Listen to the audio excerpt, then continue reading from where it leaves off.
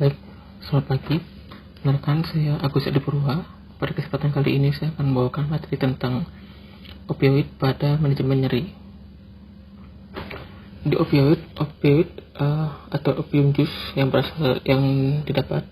diambil dari bunga Papaver somniferum. Jadi bunga itu dapat mengandung 20 jenis zat alkaloid di sana. Jadi diambil dari getahnya dan diolah menjadi zat opium atau turunannya. Di opioid drugs, obat-obatan opioid itu ada banyak jenisnya. Ada opiat yang memang asli dari alam, ada yang semi-sintesis. Itu maksudnya adalah adanya modifikasi struktur sedikit dari alami di alamnya. Kemudian ada yang sintesis, jadi yang dibuat dengan formulasi. Baik, untuk yang golongan opiat itu, ini adalah beberapa contohnya: morfin, kodein, dan tebain. Morfin itu sendiri jika dimodifikasi dengan metode semisintesis tadi akan menghasilkan turunan yang disebut diasetil morfin. Diasetil ini sendiri biasa dikenal dengan nama heroin. Kemudian kodein turunannya adalah hidrokodon, dan tebain turunannya adalah oksikodon. Sedangkan yang sintesis ada beberapa contohnya di sini, seperti fentanyl, metadon, dan betidin atau meperidin. Ada pula jenis zat yang morphine-like di sini yang memang secara endogen ada dihasilkan oleh tubuh sendiri. Namanya itu ada endorfin, enkephalin, dan dinorfin. Nah, berikut juga seperti struktur kimianya. Tempat kerja obat opioid sendiri itu berikatan di banyak reseptor. Ada reseptor mu, ada reseptor kappa, ada delta.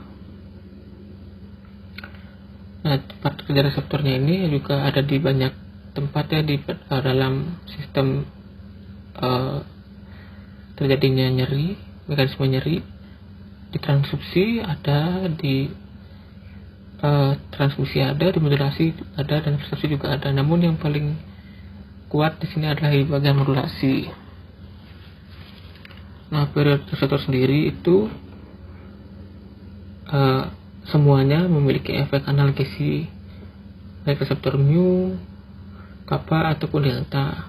Namun untuk setiap reseptor itu memiliki spesifik berkaitan dengan jenis endorfin endogen atau endogen morfin sendiri. Seperti reseptor mu itu biasanya dengan endorfin, gamma dengan dinorfin, dengan delta itu dengan enkephalin. Efeknya juga berbeda-beda. Jika untuk endorfin itu dia efeknya euforia, disnorfin itu efeknya sedatif, dan enkephalin itu efeknya disporia. Jadi dia memblok spesifik reseptor. Di mana saja lokasi reseptornya itu ada di banyak tempat dengan konsentrasi tersendiri. Untuk warna biru ini adalah konsentrasi tinggi, banyak ada reseptor opium di sana. Nah, di sini kebanyakan memang dimodulasi ya. Jadi memang dimodulasi tempat kerja opium paling banyak, walaupun sebenarnya bisa di banyak tempat. Mekanisme aksi dari opioid sendiri itu, jadi dia menghambat impuls nyeri di tepat di sinapsnya. Mungkin seperti itu sederhananya. Mekanismenya itu, opioid akan berikatan dengan protein G pada reseptor opioid yang tersebar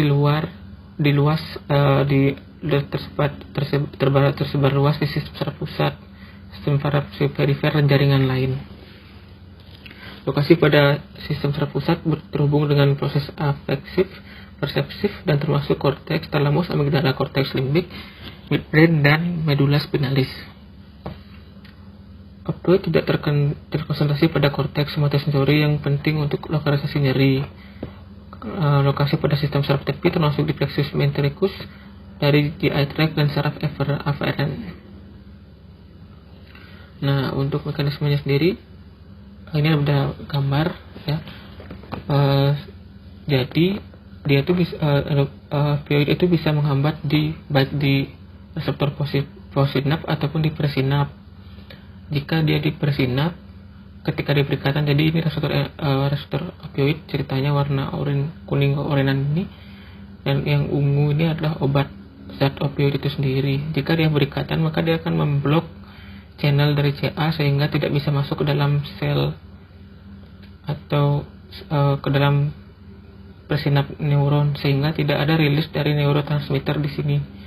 Jika tidak ada rilis, maka impuls dari neuron presinap tidak akan bisa melanjut ke neuron possinap. Nah, itu untuk yang di tahap di bagian menghambat di presinap.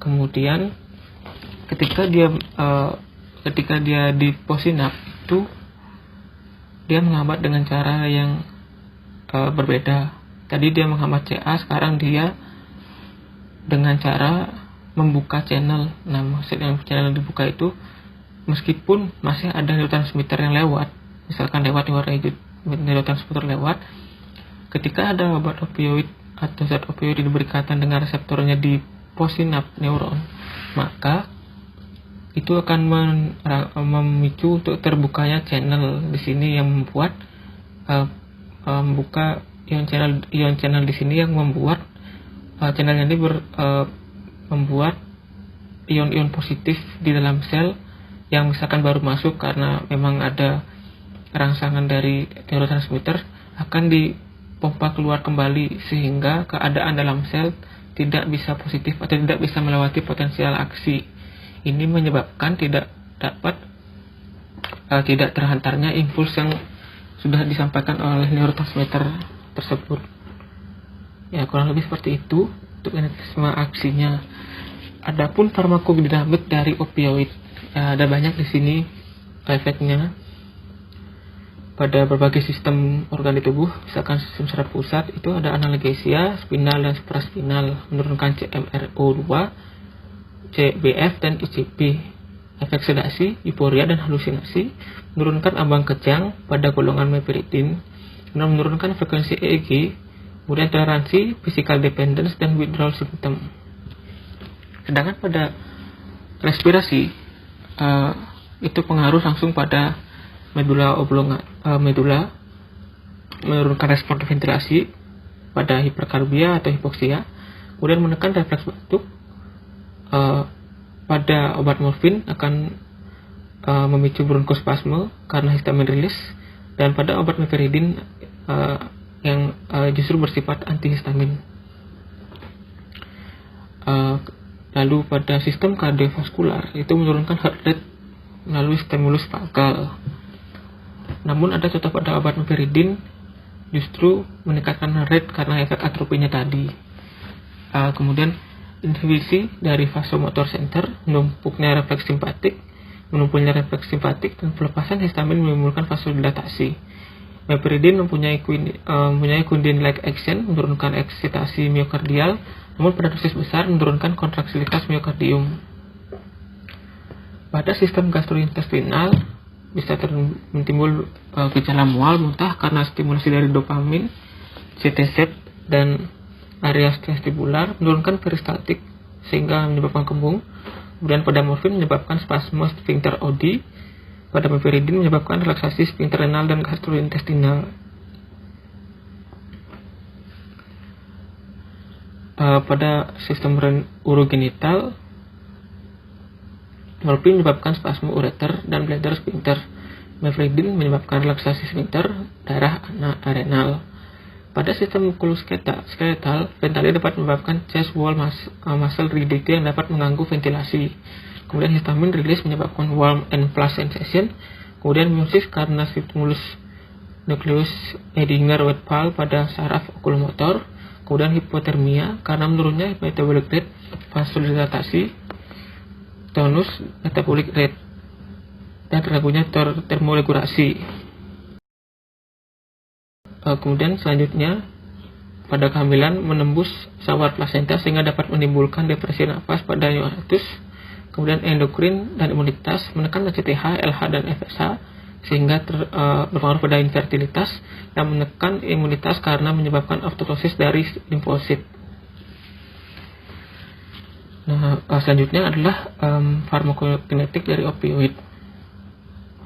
Secara absorpsi sangat tergantung pada rute pemberian, apakah itu oral, transdermal, subkutan, intravena, intramuskular ataupun neuroaksial. Kemudian high first pass metabolism atau FPM pada morfin, sedangkan kodein dan oksikodon low FPM. Distribusinya misalkan jika dia lipid solubility-nya tinggi, maka dia akan lebih early onset untuk ionized fractionless lipid soluble. Jika ionized fractionnya tinggi, maka dia lebih rendah lipid soluble-nya. Kemudian jika non-ionized fractionnya tinggi, maka dia lebih tinggi lipid soluble-nya. Dan itu juga berpengaruh pada early atau onsetnya. pKa jika rendah maka akan meningkatkan bentuk dari non-ionized dan menyebabkan meningkatnya membran permeability, dan nanti juga akan berpengaruh pada rapid onset. Kemudian metabolisme dan ekspresi morfin dan turunannya di metabolisme di hati menjadi morfin 3 glucuronide dan morfin 6 glucuronide. Itu lebih poten dan durasinya lebih lama. Sedangkan kodein di metabolisme di hati oleh sitokrom P450, CYP3AD, CYP2AD menjadi morfin. Antitusifnya ketika sudah dia dimetabolisasi menjadi morfin, efek antitusifnya akan menurun dan efek analgesiknya akan meningkat. Kemudian mepridin di metabolisme di hati menjadi norpeptidin, menyebabkan kejang. Ekstraksi terutama melalui ginjal hati, jadi hati-hati pada pasien dengan gangguan fungsi ginjal. Hati-hati juga pada pemberian pada dalam waktu lama karena akan meningkatkan efek samping. Nah, berikut adalah beberapa jenis contoh opioid beserta dengan waktu paruh, onset, dan durasi dari efeknya. Nanti ini akan dibutuhkan untuk pertimbangan pilihan obat pada pasien dengan kondisi tertentu. Selanjutnya adalah penanganan nyeri akut, yaitu berdasarkan WFSA yang sudah sempat dibahas juga pada materi manajemen nyeri. Jadi secara singkat itu adalah strong opioid with injection local anesthesia pertama. Kemudian jika tahap selanjutnya bisa memberikan opioid dengan per oral yang diikuti ketika nyerinya sudah mulai berkurang.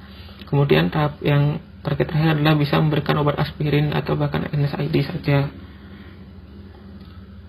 Nah, untuk ada juga penanganan nyeri menurut WHO atau standar WHO ini adalah nyeri yang cenderung untuk nyeri kronis.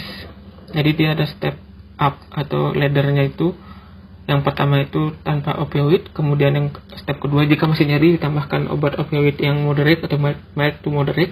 Kemudian jika masih nyeri ditaikkan lagi ke step 3 dengan opioid yang lebih kuat.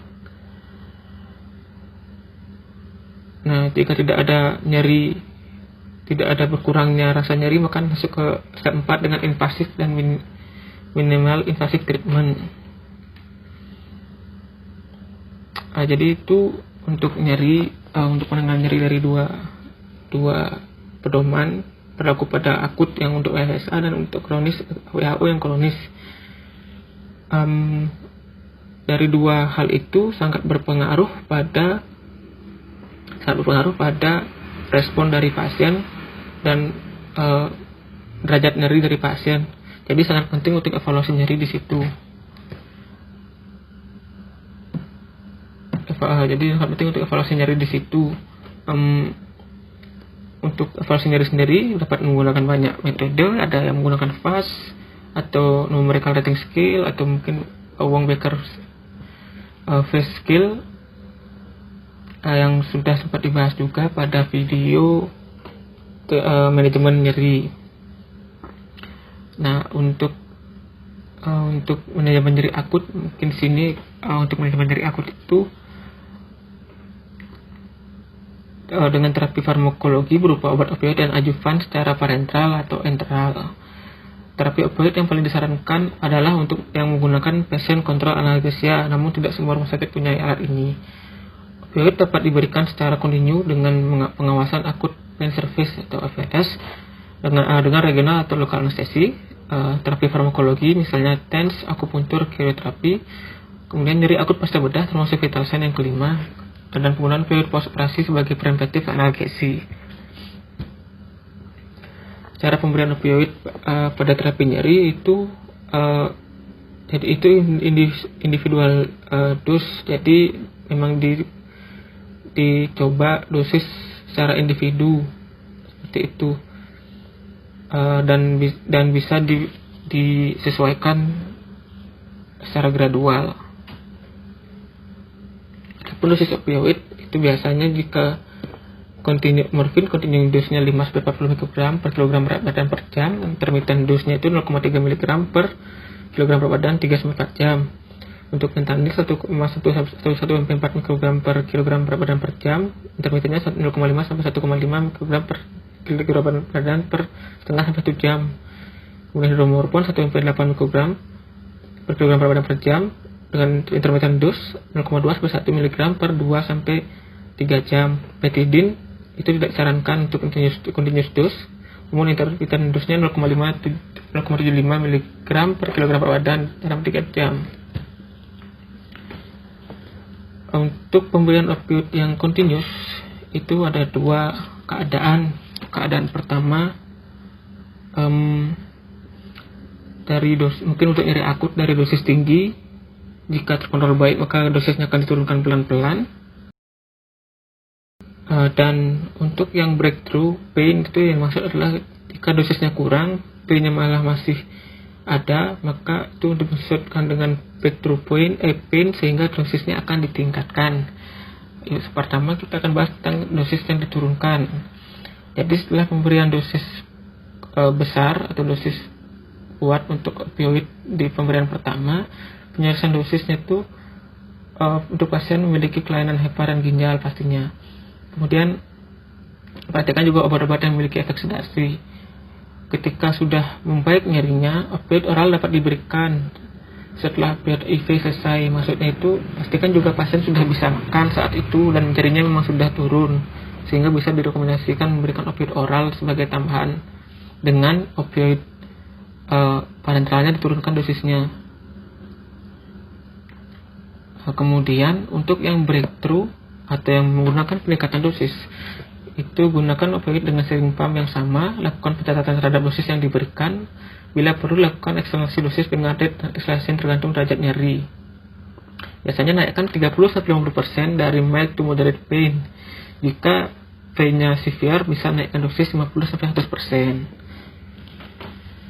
Adapun deployment dan discontinuing opioid infusion, maksudnya di sini ketika kita mulai menurunkan, kapan kita menurunkan dan sehingga bisa memberhentikan terapi opioid infusion ini. Jadi transisinya dilakukan setelah pasien bisa makan dan nyeri sudah berkurang atau nyerinya menjadi nyeri sedang. Kemudian menurunkan rate infusion pump perlu dilakukan apabila menggunakan opioid kontinu lebih dari 5 hari. Kemudian penurunan infusion rate itu dengan 25% per hari untuk menghindari insiden dari withdrawal effect. Jadi tidak tiba-tiba langsung turunkan banyak, jadi maksimal diturunkan 25% saja per hari. Kemudian oral opioid dimulai bersamaan dengan penurunan infusi rate. Jadi seperti tadi dia diturunkan dosis parenteralnya, kemudian digantikan dengan dosis oral yang sudah di-adjust juga agar sesuai dosis dengan dosis yang sebelumnya. Kemudian diobservasi dan sesuaikan dosis dilakukan selama transisi. Jadi dipantau terus dengan observasi. Ini juga setelah dikonversi dari IV ke dosis oral, pertimbangkan untuk menurunkan dosis oralnya 20-30%. Ketika konversi keempat ke oral, IV ke oral dos hanya perkiraan, perlu dilakukan monitoring dan penyesuaian dosis. Nah, ini ada beberapa tabel untuk pedoman dan untuk mulai penyelesaian. Misalkan jika morfin parentalnya 1 mg, maka setara dengan oral 3 mg. Hidromorfon parental 0,2 setara dengan oral 1 mg. Fentanyl 0,01 oral, tidak ada fentanyl oral. Kemudian kodein tidak ada parental, hanya ada oral saja 0,20-30. Dan metadon itu konsul dengan APS. Nah, efek toleransi ini yang dimaksud adalah kebutuhan dari adanya kebutuhan yang meningkat seiring dengan sering terpaparnya pasien dengan obat ini, sering digunakannya obat ini, sehingga memerlukan dosis yang lebih tinggi untuk mendapatkan efek yang sama.